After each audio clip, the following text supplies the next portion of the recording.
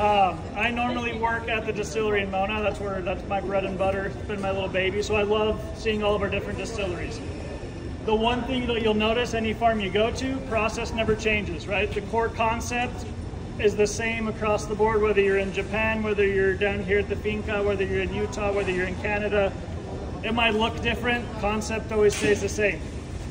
Some of their bigger crops, we have these bigger kettles that are going to consume a lot more material. So like the basil, the Incan Melissa, Palo Santo, they'll do all those in some of these bigger kettles. Obviously, if you look at your baskets with your flowers, that isn't going to be something we're going to run in our bigger kettles. The flowers are a lot more delicate.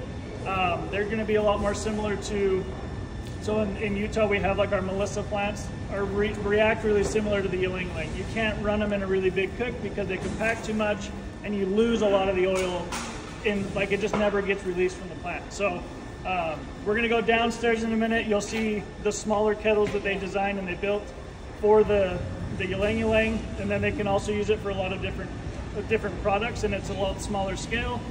And they can use baskets to make different tier levels to where the plant material doesn't have a chance to compact against itself because it's all separated in different levels throughout the kettle.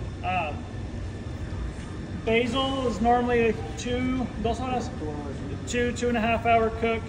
Ylang-ylang is their longest cook. It's usually a 5.5 hour cook, so it takes a lot longer for that flour to really release all of that oil.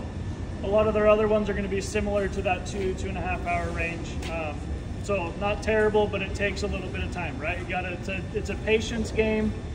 And what I've learned across the board in Young Living is a lot of the plants, you can't rush the process. Like there's timing there for a reason. Back in the day when Gary first started and when we started introducing new plants, we'll try different things. We might cut it short, we might go a little long because we got to figure out what the plant's doing, what components are in there, what we're looking for. Once we determine that, then we have our standard and we can stick to that.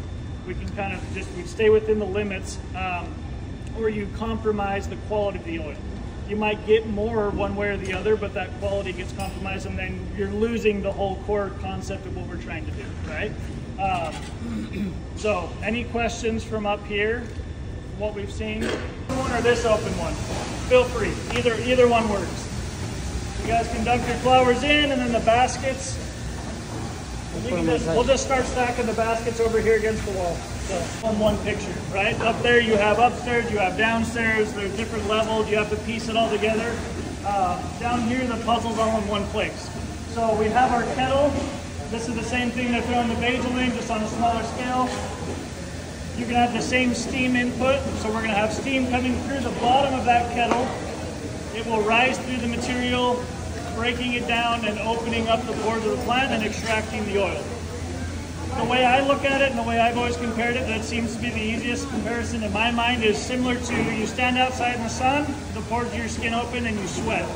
The plants are going to react the same way. You have super hot steam coming in, that plant begins to sweat, so its pores open, and then all of that oil and that moisture from the plant can become a vapor, at which state it's going to rise up to the top of the kettle, and then we capture it.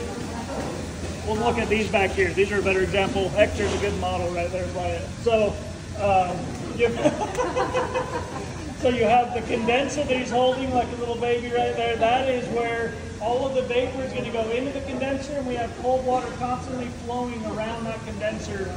We'll get all of that mixture of your steam, your oil, and your moisture back into a liquid state, into the separator, and then within that separator, all of our oils, well, not all of them company-wide, but most of the farm oils are all less dense than water, so naturally they're going to float to the top and separate.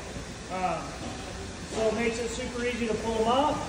Normally we'd have a little bath flask or something there to capture it, but we can shove the water going out of the separator when we're done with that cook, and it'll force all of that oil that's gathered to the top to free flow out of our funnel into some kind of a container where we can then measure it or weigh it depending on what the oil is and how much yield we're going to get. Not plastic. On average, they told me the ylang-ylang is usually somewhere about half a kilo, half a liter of oil on average for these little cookers. Some of the bigger stuff, fire away. How much fits in there? They usually load it with 35 to 50 kilos of Yeah. lang, depending on the weight that they harvest per day. 35 to 50. Yeah. 35 to 50. kilos of material will go in, and then they'll usually get about half a kilo of oil out of that. So you get about a variance of 15 ml per kilo. Yeah.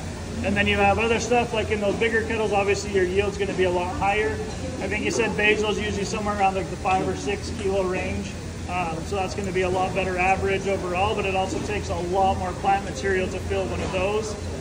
These I think are 500 liter. 500. And then those bigger ones are closer to 14,000 liters. So there's a huge size difference between what you see out there and then what we use down here for these small scale runs. So I want to say ginger's one of them. Wow. There's like 5. Rex Kidman told me once, and I always forget him, but there's 4 or 5 that are more dense than water, so you can still run the same process, but your separator would be flip-flopped and you'd be pulling your oil from the bottom and your floral water would stay up top. So I want to find them, whichever one they are, and do it. It'd be interesting to see it in reverse. So